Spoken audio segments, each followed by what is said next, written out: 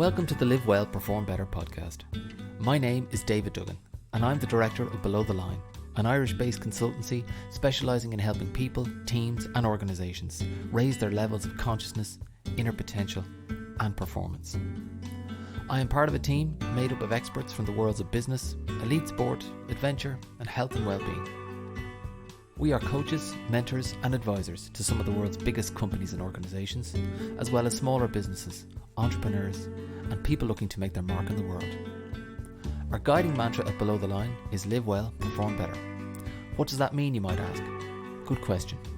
Maybe the easiest way to describe it from our perspective is finding the formula that works for you when it comes to things like looking after your physical and mental health, running your business, developing your career, leading your people, or simply being able to show up as brilliantly as possible into your own life, both for yourself and those around you.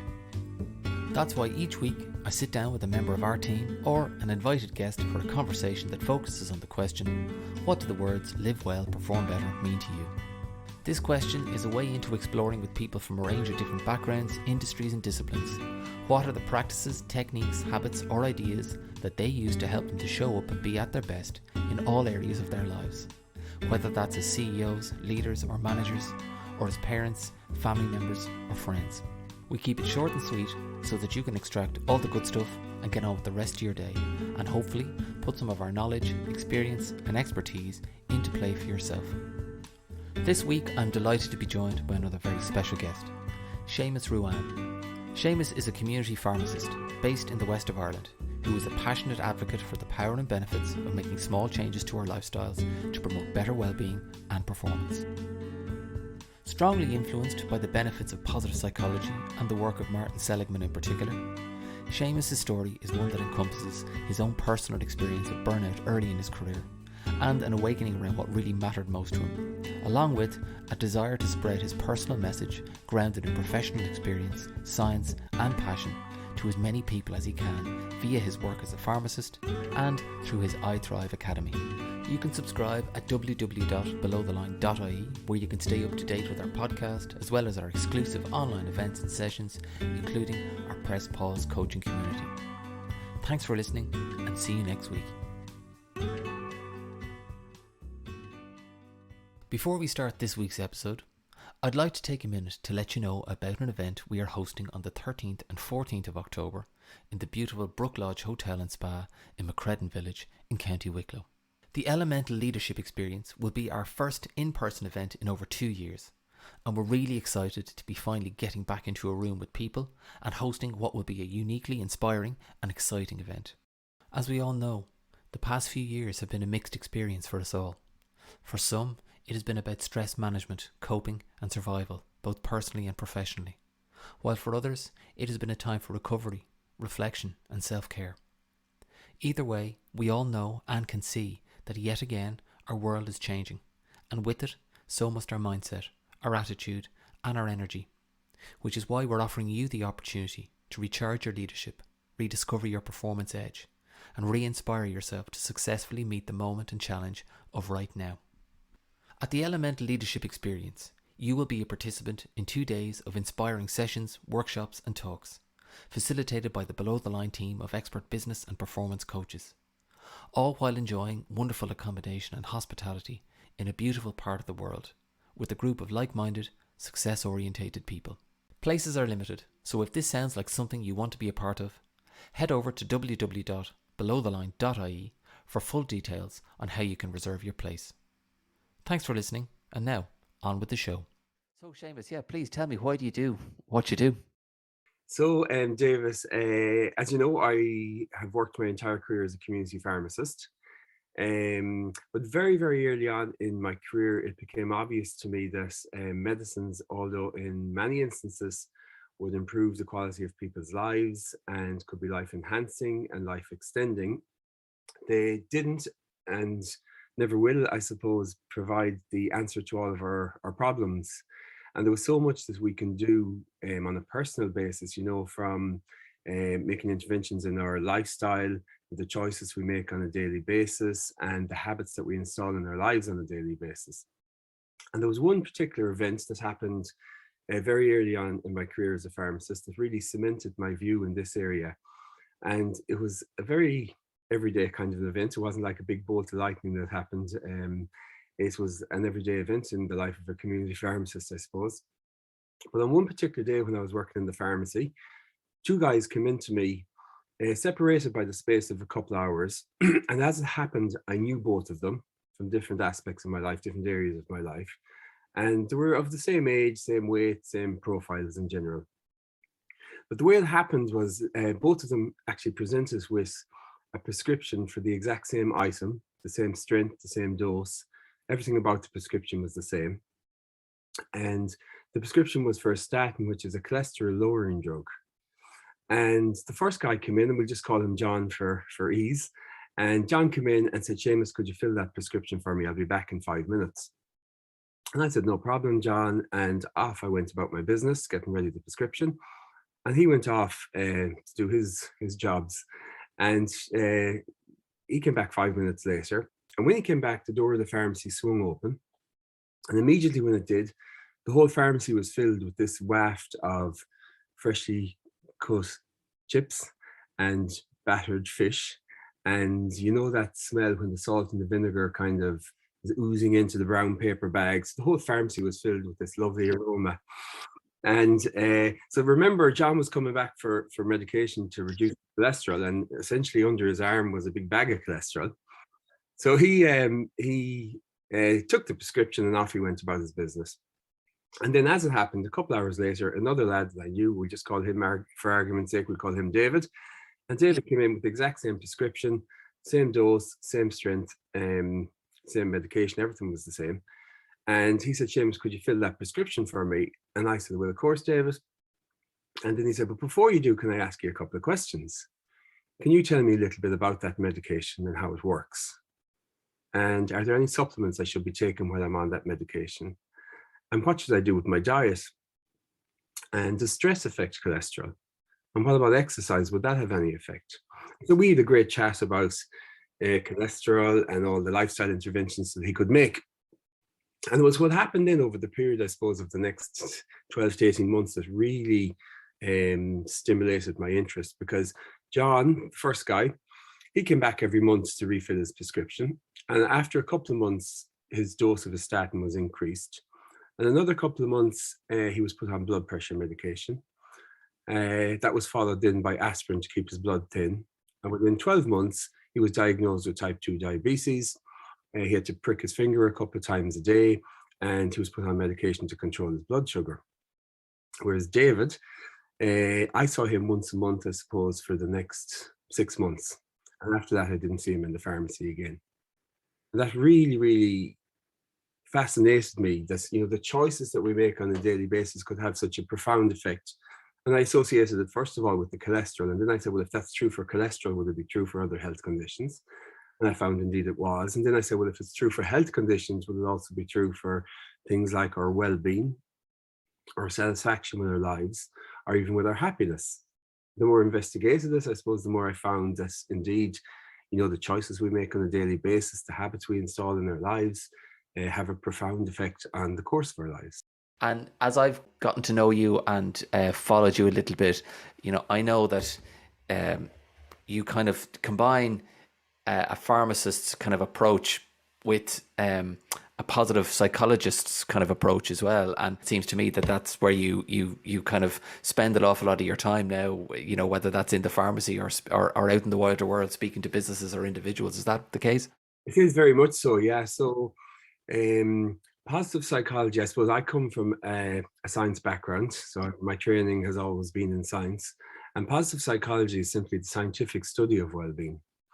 And I get great comfort, first of all, for myself when I was investigating the area myself, great comfort in knowing that there's research here, that there's results that we can rely on, that we know if we follow the tools and techniques that have been studied and researched and are science-backed, that we will actually see results. So that gives me great confidence when I recommend tools or techniques to people, that I'm not saying, well, this is my opinion that this might work for you. I'm saying, you know, that there's studies, there's research here that shows if we do implement these things in our lives, that we will actually see results. And I know when it comes to when I talk to people about their well-being and making improvements to their well-being, and people in general give me two answers as to why they're not fully engaging with it. And the first is the one thing that we're all short of in today's society, and that's time. So people think, I just don't have the time for this, Seamus. I'll do it whenever things cool down, whenever I'm not so busy at work, or the family have grown up, or I'm not involved in other things. And people assume that they're going to have to make this massive investment of time to make improvements to their well-being. But the science is quite clear in this, and it shows us that it's the small daily habits that we consistently apply to our lives that ends up being effective. So we don't have to go off to the Himalayas for 9 months and meditate in a cave to make an impact. It's small daily choices. And I often make it easy for people that say, a lot of the interventions we talk about will take you longer to brush your teeth on a daily basis than it will to engage with some of these interventions. And the second thing then that people say to me is, I'm interested in my well-being, James. I don't actually know how to go about this. Can you tell me? And once again, we're time poor. So, people want to know, can you tell me if I do invest time in this, that I will see results? And so it gives me great comfort to know then that there is a formula there. And it's, was proposed by a guy called Martin Seligman. He's the founding father of this whole area of positive psychology. And it's called a PERMA-V model, PERMAV. And each letter stands for a different pillar of well-being. And so if we address these 6 pillars, we can show which pillars we're strong on at the moment, which pillars we're not so strong on at the moment. We can measure ourselves in each pillar. And the idea is we engage with, these 6 pillars to boost our levels of well-being. I think as well, one of the most motivations for why you do what you do probably centers also on your own personal story, because you are a community pharmacist who started one business, opened others, and kind of had a bit of a personal awakening around some of that stuff as too. Could you talk to me about that as well? Yeah, very much so. So I suppose the narrative I feel that we're all given from a very young age is, work hard. For example, work hard at school so you get on well at your exams, so that you either get to college or you get, a good job. Work hard at the job so you get promoted so you'll have the nice house and the nice car and a couple of holidays abroad a year, and then you'll be successful. And then when you're successful, this happiness will automatically follow. And so I kind of followed that formula from a young lad. I was growing up in Mayo. I worked hard at school, did well in my leaving cert. I was lucky enough to study pharmacy in Trinity. When I qualified there, I got a job, worked hard at that, got promoted, and eventually got to own my own business. And then after a few years, that business was going great. So I decided, sure, I'll open up another one. And another few years when that was going well, I said, sure, I'll open up another one. And that's a very common trajectory for, a pharmacist in my position. And so there I was with 3 pharmacies. And at that stage, I would have thought, well, that's successful for me.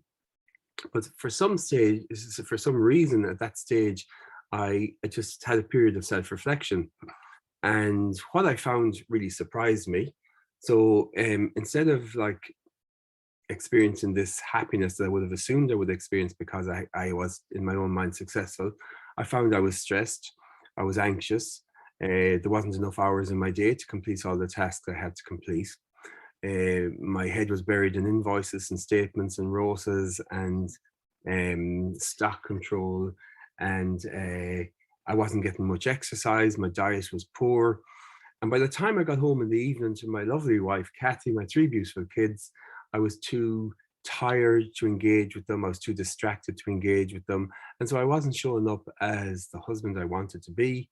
I wasn't showing up as the father I wanted to be. And what I found essentially, I suppose, was that rather than bringing me closer to experiencing life satisfaction and happiness, it was actually bringing me in the complete opposite direction. And at that stage, then I decided, and it was kind of countercultural at the time. I suppose everyone else, all my colleagues were expanding and opening up more pharmacies. But I decided really that it wasn't for me. And so I ended up over a period of a couple of years selling off 2 of the pharmacies and just having 1 pharmacy, which allowed me then to engage with this kind of work, the wellbeing work that I'm so interested and so passionate about. That's, I suppose, one of the things I was hearing, which was, letting go of and relinquishing that side of your life just created space in your life for other things. So I'm curious to know more about the I Thrive side of your business. Could you just talk to me about that and what's the driving force behind that? Yeah, so I Thrive is a business that's focused on helping people to examine and to improve their well-being, essentially. And in the work that I do, I define well-being as the ability to feel good and function effectively. And I think that's something that's really, really relatable to, for people could very much relate to that whole idea. And we all want to feel good and we all want to function effectively. And we want it not only for ourselves, but also for our friends, our families, our colleagues, and our loved ones. And I feel there's a lot of confusion in that area as to exactly what well-being is. I think the term itself is ubiquitous, so I've seen well-being tarot cards and well-being crystals. And I've seen well-being referred to in the British Medical Journal or the Journal of the American Medical Association. So that's a huge span for one word to encompass. And so I think there's a lot of confusion over, exactly what is it that we're talking about when we speak about well-being. What is it that we should really understand about the term well-being? So I think if you ask people, in general, people are goal focused. And I think if you ask people about their goals and why they want to achieve them, people will give you various answers to that. But I think if you keep digging away at that and keep asking them, well, why is that important to you? And why do you want that? That the last answer to the last question is always because then I'll be happy. And so essentially what everyone, and we all have so much in common as human beings. We all have the same physiology and psychology and the same wants and the same needs and the same hopes and desires and fears.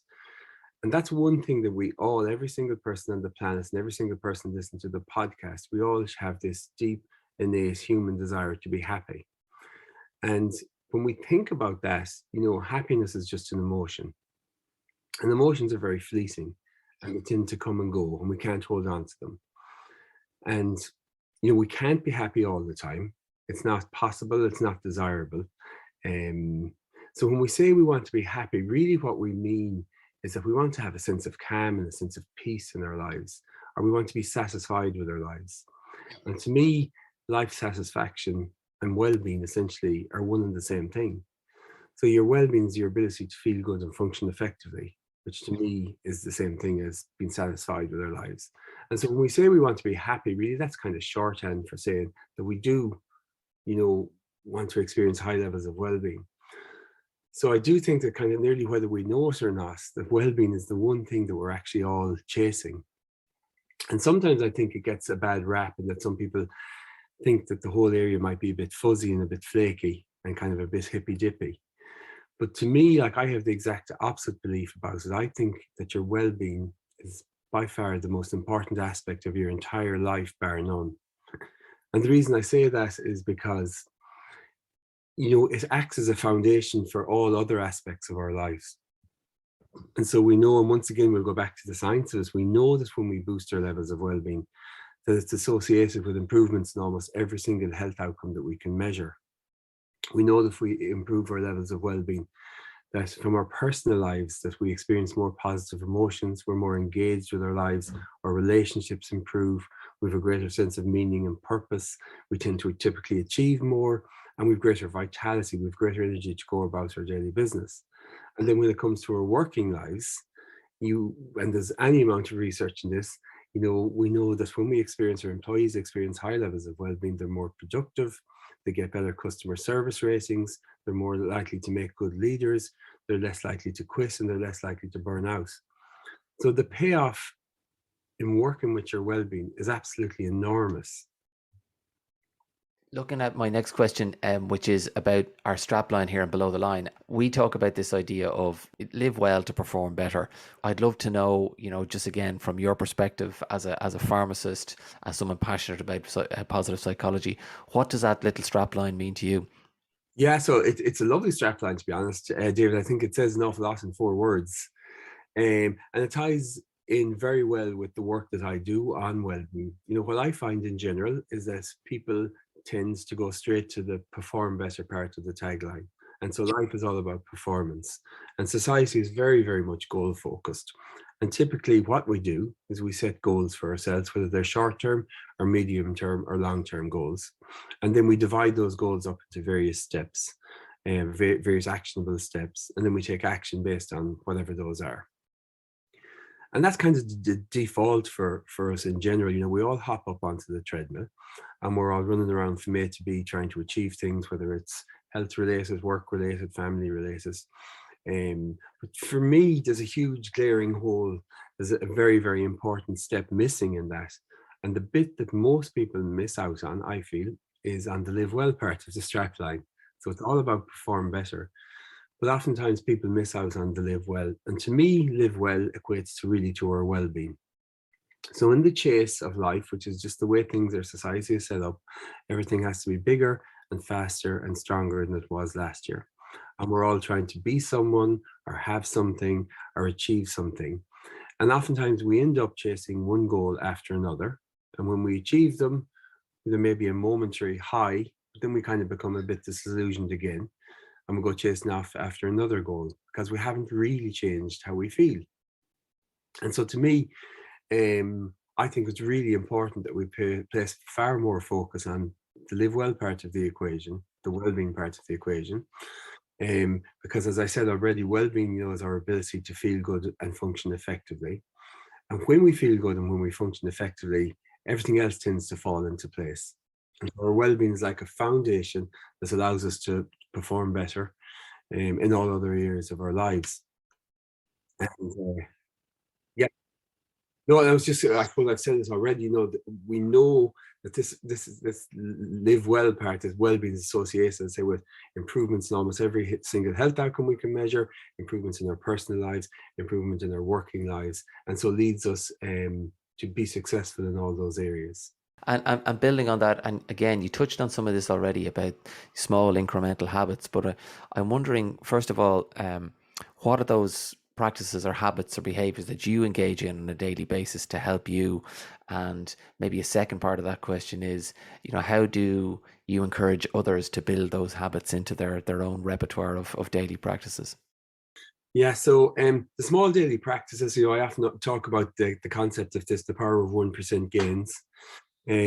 Which means, as I say, like, people oftentimes think that they make enormous lifestyle changes to improve their well-being, whereas the science shows us that it is just the small daily habits that we are consistent with. And when I say consistent, it doesn't mean we have to beat ourselves up if we miss a day or two, but it's just in general having, these habits in our lives. And I find sometimes my biggest challenge is convincing people that tools and techniques that are so small can actually be effective. And so, I tell people that, maybe introducing these little habits into your life isn't going to make any difference to your life today or tomorrow or the next day. But when we're consistent about them, they bring us off in a completely different trajectory compared to taking no action at all or making, negative choices in their lives. So for me, the daily practices that I engage in, like exercise is absolutely key to me. And in my own life has been a game changer. I think it's impossible to have a well-being plan that doesn't improve some element of movement in our lives. Modern day life is all about convenience, and convenience seems to be king. So, we can sit on the couch and we can change the channel, pressing the remote. With a few swipes on our phone, we can do the banking. A few clicks of a mouse, we can do the shopping. And life is kind of set up as if moving less was a good thing. I'm sure even if you look around at your own desk, we organize everything so that it's within reach, as if moving less was something beneficial to us. But we know that our bodies are actually designed to move. And modern life seems to have engineered movement out of our lives. And so we have to find ways to, engineer it back in. So for me, I absolutely love running. I'm no good at it. I'm never going to break any records anywhere, but I absolutely love it. I hate running on the roads. So I love running it in nature. I'm so lucky where I live. I'm very close to the burn. So I go off up the hill in the burn.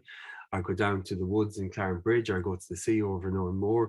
And I find that so inspiring and so rejuvenating. And it's so good. I know it's so good for me physically, mentally, emotionally, for stress relief. I just find it fantastic. I'm lucky enough to live near the sea. So I go sea swimming year round.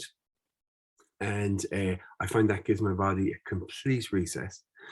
And I often say to people, you're feeling tired, you're groggy, you're sluggish, and you do manage to build up the motivation to go for whatever it is for you, a cycle, a swim, a run, a walk, whatever it is. And you come back and you're energized and your mood has changed and your thoughts have changed. And I often say to people, it's as if the person who went for the run or the walk or the cycle or whatever it is completely different from the person who comes back. And we know that moving our body, it changes our biochemistry, it changes our nervous system, it changes which part of our brain is being expressed.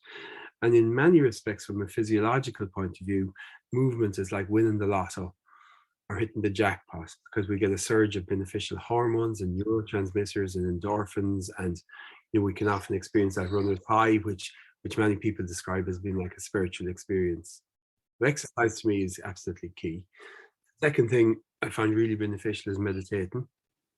And that's on a regular basis. I think it's a beautiful way to start off your day, instead of just rushing up out of the bed and heading headlong, into whatever you have to do or your obligations are for the day.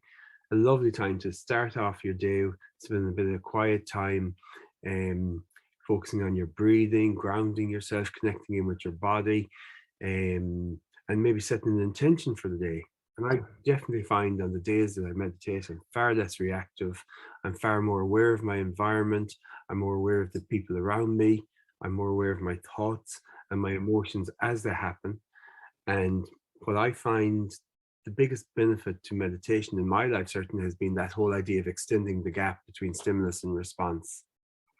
So that instead of reflexively reacting to whether it's heavy traffic or being busy at work or somebody says something that doesn't really suit me, that you can create this little space so that I can choose a response. So just because the traffic is heavy doesn't mean I have to get stressed about it. Just because I'm busy at work doesn't mean I have to get anxious about it.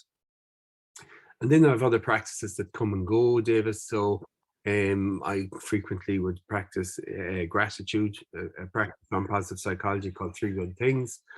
So we all know we have a negativity bias, which means that left to its own devices, our brain is going to focus on the problems and the threats and the mistakes and the difficulties that we have in our lives.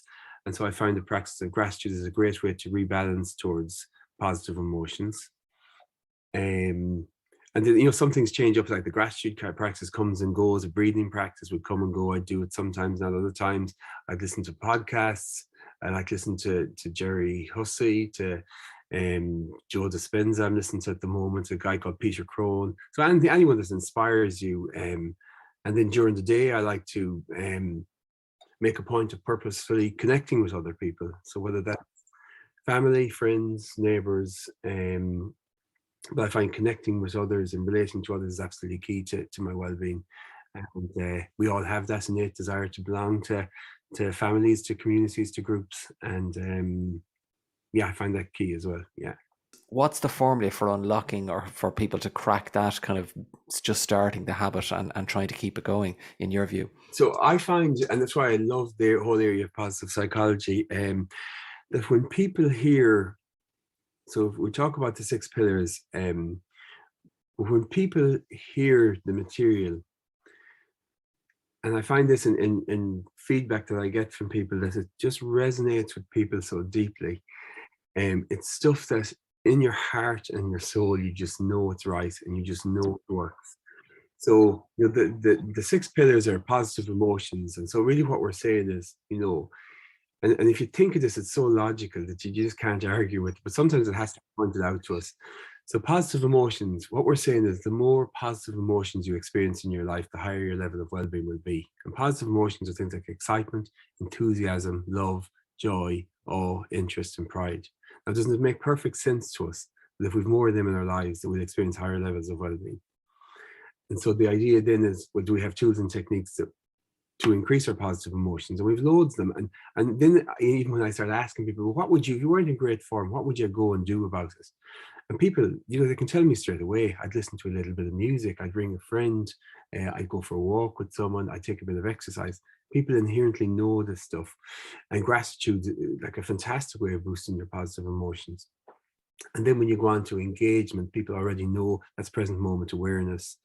And I say I love running in nature. I absolutely love it. But I can tell you there's loads of times, David, that I go running in nature and I'm so befuddled in my head. I'm worrying about something, or I'm anxious about something else, and I don't see any of us around me. So I may as well be running in a concrete box. So it's just that whole idea of being present and how beneficial it is. And when you point that out to people, it's so obvious to people. Or it's for relationships. So, don't we inherently know this when we connect with other people, that people play such an important role in their lives, and when we improve the quality of those relationships. So I talk to people in the module I do on relationships, I talk to people about kindness. And don't we just know, doesn't it resonate so much with you that if you're kind to other people and if we have more kindness in our lives, we improve the quality of our relationships? I find very little pushback against any of those things. We've meaning and purpose, we've achievement, and then vitality. I talk to people about diet and sleep and moving our bodies, exercise, and so I think that people definitely get great comfort knowing that there's a science behind this, and if they genuinely are interested in boosting their levels of well-being, that if they implement these tools and techniques, that it will actually work for them. And I think it's an important point that you make there, then, that you say, there's some things that work for you and some things you kind of figure out your own pattern. I think that's really, really important. So one of the things that I do on the PermaV model, so we could measure people's score, this kind of self-rate themselves really on each of the 6 pillars. And so you might find I'm doing really well with positive emotion. I don't really need to do any work with there. So gratitude mightn't be important for me at the moment. But I find I've neglected my relationships over the last couple of months. So what can I do to boost my relationships? And so you can find, and well-being ebbs and flows. And it's ebbs and flows in each of the 6 pillars. And so it's all about pausing and reflecting and examining, what areas am I doing well in? What areas do I need to do a bit of work in? And I do definitely find this, that when people hear the material, it just resonates. It's kind of the stuff that your mother would have told you years ago when you were a young lad or a young girl. And it's just that she was right. And the science behind this. Absolutely. And I'd love to know your perspective as well on, because I'm sure this falls into the PermaV model, but just how important is fun and laughter? Oh, absolutely. Do you know what? Sometimes I feel we all get too worked up about things and we take ourselves too seriously and take life so seriously. But when you think about it, like, life is kind of simple, really. We really overcomplicate it. And I think bringing fun and laughter, it's funny that you mentioned that in a way, because another area I talk about is strengths. So that we're all very, very familiar with all our failings and our faults and things that we can't do right and things we wish we were better at, and the consequences that having all those failings have on us. But we all also have strengths, things that we're really, really good at, and things that come naturally to us, and things that come so naturally to us we don't even realize we have them as strengths. But one of the strengths, one of my particular strengths, is a survey you can do to identify your strengths. One of my particular strengths is humor. And your strengths can be domain specific, so you can express them in one area of your lives and not in another area. So I love having a bit of crack, and I love comedy, and I love having a laugh with my friends and my family. I always try and create that light, fun atmosphere. But when I became aware that this was a strength of mine, and I was examining it in my life, I found that I completely neglected humor in my working life and fun. And the reason I was doing that is because I'm the boss, and I was thinking, when I'm the boss, I can't really be messing and telling jokes and having the crack, and that sends out the wrong signal. But when I became aware of strengths and the importance of strengths, I started introducing fun and laughter and having a bit of humor and a bit of crack with my my team. And it's been revolutionary, actually, because it means that I wasn't kind of holding back a part of myself. So I was being more authentic with my team. They were enjoying getting to know the real version of me rather than me being the boss. And I suppose I performed better at work because it was really the real me that was showing up for work. But I think the attitude, that's kind of going off on a bit of a tangent in a way, I suppose, David, but I think the attitude that we bring to things is so important. Like, what I find is, people, for example, know that something like yoga is really good for them, and so. But sometimes the energy that we bring to a practice like that, so sometimes we can say, oh yeah, I'm going to do yoga and I'm going to do it 3 times a week. And then we can get a bit stressed about it and they go, geez, I missed one from last week now. And you can build up all this tension and anxiety about it, which the practice itself is supposed to do the exact opposite for you. So I think the energy we bring to something is really important, and fun and laughter, I think really important. Yeah. What are the main performance or business challenges, whatever you might see being faced by people right now? Again, just as I said, from for your own perspective and your own experience. Yeah, so what I found, I suppose, wearing both hats, over the last 2 years, particularly over the time of the pandemic. So I run a 6-week wellbeing program. It's called Your Wellbeing Toolkit, and as part of that, we measure people's well-being in the 6 pillars that we've already talked about. And it's a simple self-reflection, it's a 0 to 10 score. But what I have definitely found has been very, very clear over the last 2 years is that 2 of the 6 pillars in particular have really been negatively affected by the whole pandemic. And the first of those, it'll come as no surprise to you, David. The first of those is positive emotions. So there was a complete lack of excitement, enthusiasm, joy, laughter, fun. And our lives seem to be full of anxiety and worry and stress and uncertainty. That was one pillar that I found really, really suffered. And the second pillar then was the whole area of relationships. Relationships absolutely key to our well-being. And, because of the restrictions, because of cocooning, we couldn't travel certain distances from our houses, pubs were closed, restaurants were closed. So our ability to gather, our ability to meet and to communicate with each other were greatly effective. And what I found since the end of the pandemic, or maybe the later stages of the pandemic, I'm not sure what we should call it at the moment, but that there is an overhang from that, and there's a lag effect in those 2 areas. So I find this in my wellbeing work and also in the pharmacy I see on a daily basis. There is still huge amounts of anxiety out there, low mood, overwhelm, and social anxiety as people are now returning to work. And I think also that many sectors are experiencing work practice changes, which are stressful in themselves. And loads of sectors are experiencing staff shortages, which is putting immense stress on the workforces and the teams that are in place. And I think, that can be seen in teams, in companies, in organizations, and also in individuals. And I also think over the last couple of years, on the positive side, there has been a bit of an awakening in society, that employers now see well-being, rather than being a tick box exercise, are seen as being something. So we'll have a few yoga classes, or we'll have a few meditation classes, and we've the well-being looked after. That people are taking it far more seriously, and well-being now has very much come to the fore. And that ties in really nicely for me, because, as I say, I have the belief that the well-being, or your well-being, is the foundation of success in all areas and all aspects of your life. And it also seems to me, and I don't know where businesses are kind of getting to with this, but that you're right, that point you made about we'll put on the yoga classes or whatever it might be. Actually, there's a lot more to it than that, businesses and organizations should be looking at how they organize their workload, excuse me, how they organize timetables, how they encourage staff to think about taking rest and that type of stuff. Are you seeing that, or is that, do you still see more of the kind of we'll put on a wellbeing day, or we'll have a lunch and learn session, or what would your take on that be? Yeah, so I think it varies hugely, but I definitely think there are more companies that are taking it far more seriously. And as I say, instead of seeing it as simply a tick box exercise, I think have a more genuine interest. And maybe because employers themselves or heads of organizations have experienced themselves the stresses and the strains and the anxieties over the period of the last couple of years, that there is almost like a bit of an awakening in society, or a bit of enlightenment, that we do recognize that well-being is key to everything.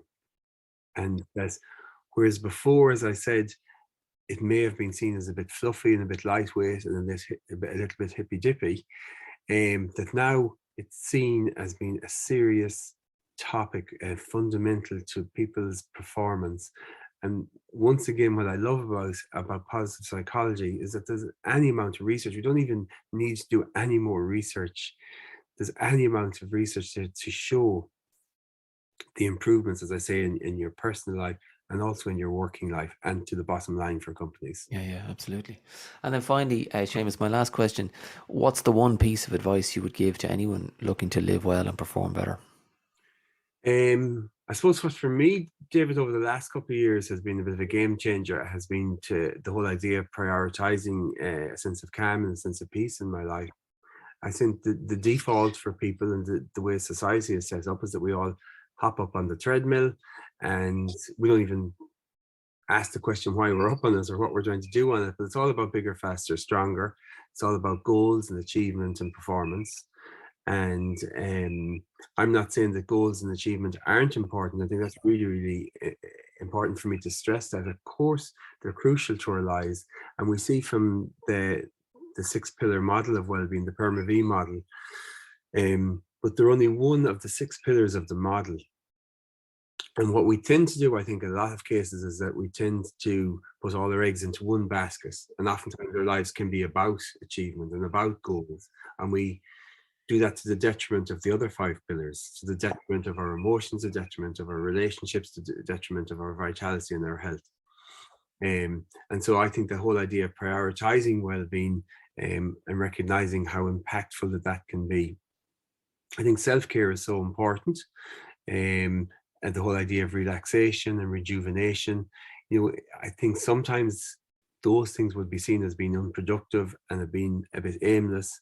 But I think it's really important that we dispel that myth and recognize that life is about, highs and lows, about peaks and troughs, about stopping and starting, about day and night, winter and summer. It's ebbs and flows. And for me, the whole idea then of calm and peace, I think it allows us to show up as the best version of ourselves, allowing us to achieve our goals. I think it's important that we consider before we take any action, that we decide, well, who exactly is going to take the action. So you imagine that there's 2 versions of yourself available to take the action to achieve the goals. So for example, the stressed, worried and anxious David, and there's calm, relaxed and peaceful David. And who or which version do you think is going to make the better decisions? Who's going to have the more productive thoughts, emotions? Who's going to take the smarter actions? And as a result, who's going to get the better results? And for me, it's so obvious that it's the version of us that's in the positive emotional state. So I think prioritizing state management, becoming conscious of how we feel, what our thoughts are like, what our emotions are like, and then awareness is the first part of that, and the second part then is being agile about it, being able to do something. So if the thoughts I'm having aren't productive, if the emotions I'm having aren't serving me, do I have the ability to shift them and to change them? Yeah. Fantastic. Seamus, you've been really generous with your time and just sharing so much of your knowledge and your expertise and your story. So thanks very much. Lastly, just people obviously can find you in your community pharmacy in person, but they can also find you online with iThrive. Is that right? And your development toolkit as well. Just tell the listeners where they can find you. Yeah, so iThrive.ie, so it's www.iThrive.ie, and all details of the work that I do in the whole wellbeing space are there, David, and contact details are there as well. So thanks very much for the chat, David. I really, really enjoyed this.